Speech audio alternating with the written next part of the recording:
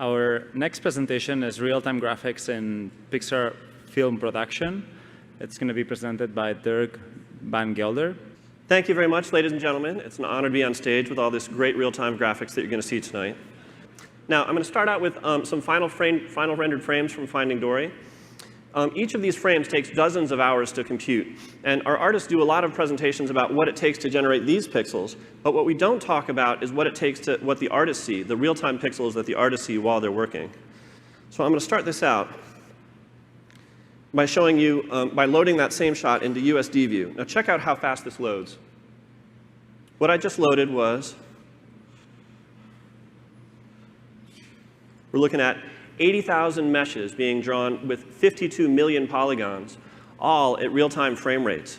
Now what's happening here is our USD architecture is streaming all of this geometry off disk and loading it into memory, including this grass simulation. And then the Hydra OpenGL render that's integrated into USD is then drawing all of this geometry in real time.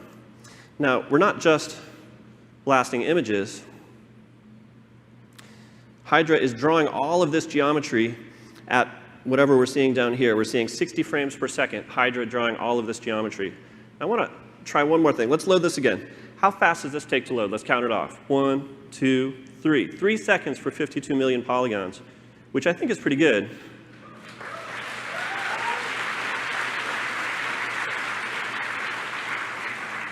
But the best thing about what you're seeing right now is that all of the source code for everything that you're seeing, Universal Scene Description and Hydra, was open sourced by Pixar on GitHub today at lunch.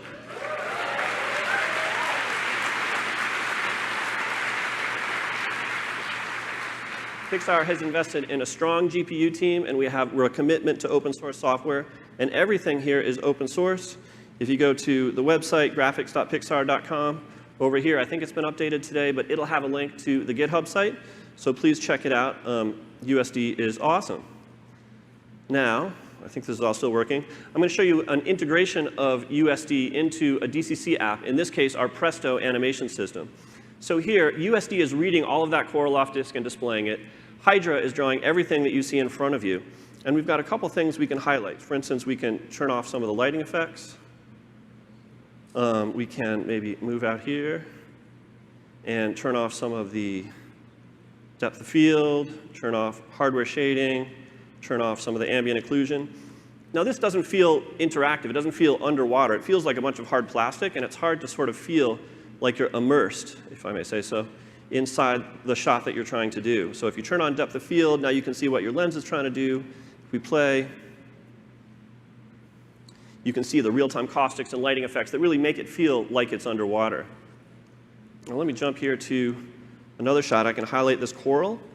We do RenderMan renders and capture those pixels and blast them onto OpenGL textures so that you can see real-time displacement. And then maybe if I come out here and show you Dory. Now this is Dory, and you can see all of the specular highlights on her mouth. We've got bump mapping and a bunch of things, but this is not static geometry.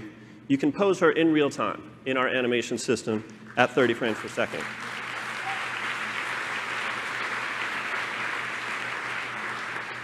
Now it's important to be able to see kind of what these surfaces are doing. You know, you can go in here and change your eye line, and you can move her brows around.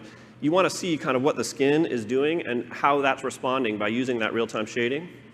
I want to show you one more guy. You'll probably recognize this guy. This is, again, in Presto. These are the full production rigs. So we're not skimping on any of the formers to do a demo here. This is what an animator would use at Pixar. Now we have 3 specular lobes in physically based GLSL. We've got displacement, color, all of these things to help people understand what that car looks like. I don't want to look at like some smooth plastic surface.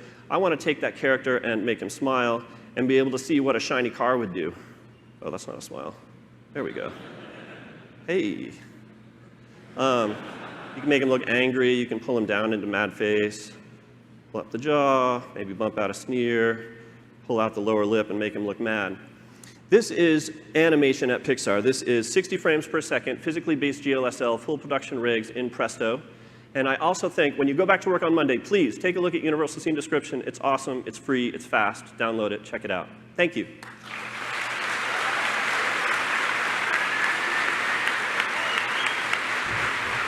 Thank you, Dirk. Thank you, thank you, thank you, thank you, thank you. All right, back to reality.